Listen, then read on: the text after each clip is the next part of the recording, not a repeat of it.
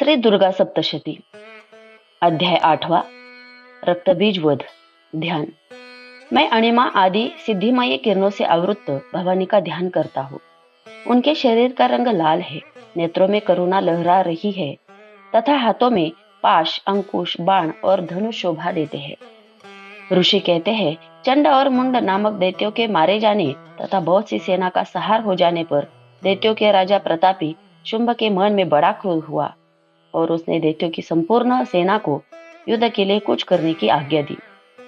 वह बोला, आज उदायुध नाम के 86 दैत्य सेनापति अपनी सेनाओं के साथ युद्ध के लिए प्रस्थान करे। कंबु नाम वाले दैत्यों के 84 सेना नायक अपनी वाहिनी से घिरे हुए यात्रा करे। 50 कोटि वीर्य कुल के और 100 धूम्र कुल के असुर सेनापति मेरी आज्ञा से सेना सहित कूच करे। कालक, दोहर, मौर्य और कालिकेय असुर भी युद्ध के लिए तैयार हो मेरी आज्ञा से तुरंत प्रस्थान करे। भयानक शासन करने वाला असुर राज शुंभ इस प्रकार आज्ञा दे सहस्रों बड़ी बड़ी सेनाओं के साथ युद्ध के लिए प्रस्थित हुआ। उसकी अत्यंत भयंकर सेना आती देख चंडिका ने अपने धनुष की टंकार से पृथ्वी और आकाश के बीच का भाग गूंजा दिया। राजन, तदनंतर देवी के सिंह ने बड़ी जोर से दहाड़ना आरंभ किया। फिर अंबिका ने घंटे के शब्द से उस ध्वनि को और भी बढ़ा दिया। धनुष की टंकार, सिंह की दहाड़ और घंटे की ध्वनि से संपूर्ण दिशाएं गूंज उठी।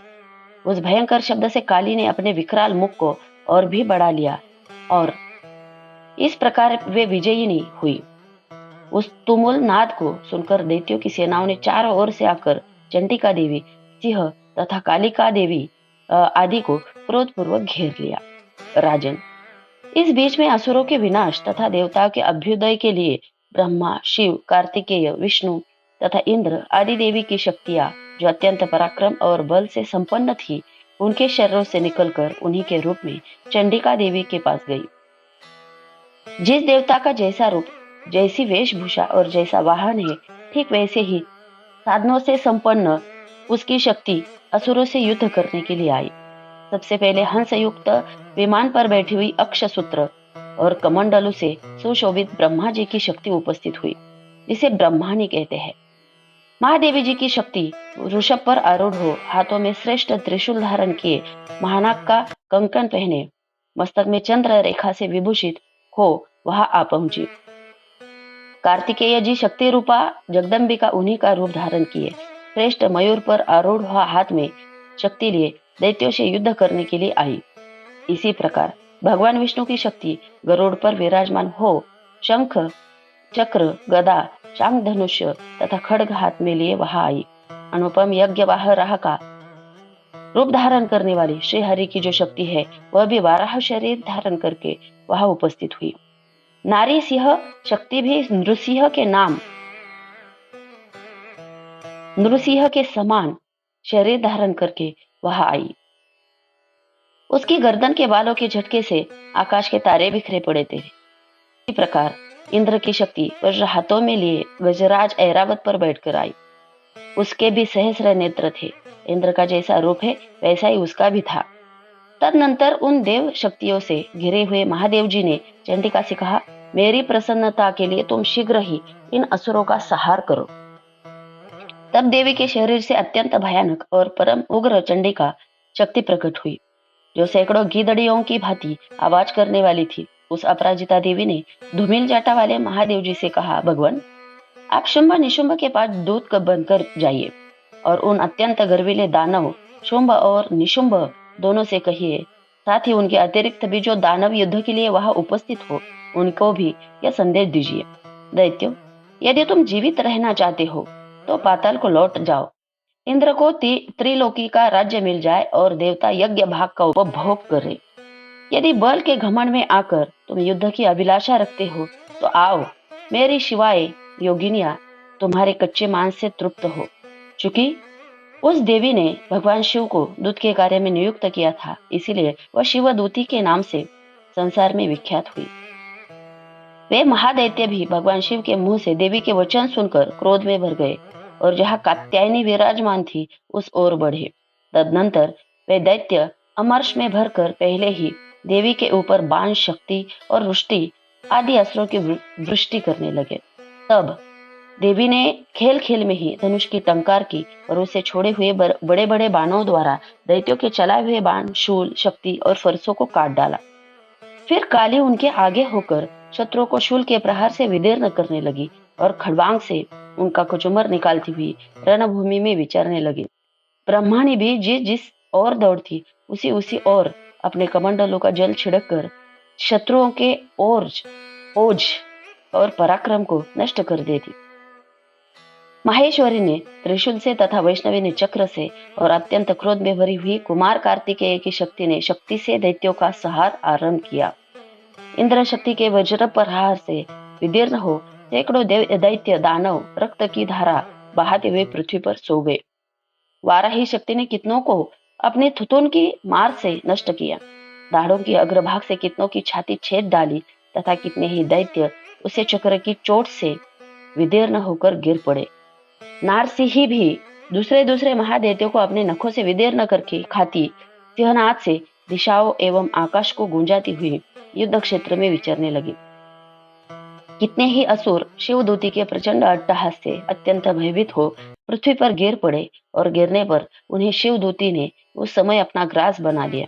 इस प्रकार क्रोध में भरे हुए मातृगणों को नाना प्रकार के उपाय से बड़े बड़े असुरों का मर्दन करते देख दैत्य सैनिक भाग खड़े हुए। मातृगणों से पीड़ित दैत्यों को युद्ध से भागते देख रक्तबीज नामक महादैत्य क्रोध में भरकर युद्ध करने के लिए आया। उसके शरीर से जब रक्त की बूंद पृथ्वी पर गिरती तब उसी के समान शक्तिशाली एक दूसरा महादैत्य पृथ्वी पर पैदा हो जाता। महासुर रक्तबीज हाथ में गदा लेकर इंद्र शक्ति के साथ युद्ध करने लगा। तब ऐन्द्री ने अपने वज्र से रक्तबीज को मारा। वज्र से घायल होने पर उसके शरीर से बहुत सा रक्त चूने लगा और उससे उसी के समान रूप तथा पराक्रम वाले योद्धा उत्पन्न होने लगे। उसके शरीर से रक्त की जितनी बूंदें गिरी उतने ही पुरुष उत्पन्न हो गए। वे सब रक्तबीज के समान ही वीर्यवान, बलवान और पराक्रमी थे। वे रक्त से उत्पन्न होने वाले पुरुष भी अत्यंत भयंकर अस्त्र शस्त्रों का प्रहार करते हुए वहां मातृगणों के साथ घोर युद्ध करने लगे। पुनः वज्र के प्रहार से जब उसका मस्तक घायल हुआ तब रक्त बहने लगा और उससे हजारों पुरुष उत्पन्न हो गए। वैष्णवी ने युद्ध में रक्तबीज पर चक्र का प्रहार किया तथा ऐन्द्री ने उस दैत्य सेनापति को गदा से चोट पहुंचाई। वैष्णवी के चक्र से घायल होने पर उसके शरीर से जो रक्त बहा और उससे जो उसी के बराबर आकार वाले सहस्रों महादैत्य प्रकट हुए। उनके द्वारा संपूर्ण जगत व्याप्त हो गया। कौमारी ने शक्ति से, वाराही ने खड्ग से और माहेश्वरी ने त्रिशूल से महादैत्य रक्तबीज को घायल किया।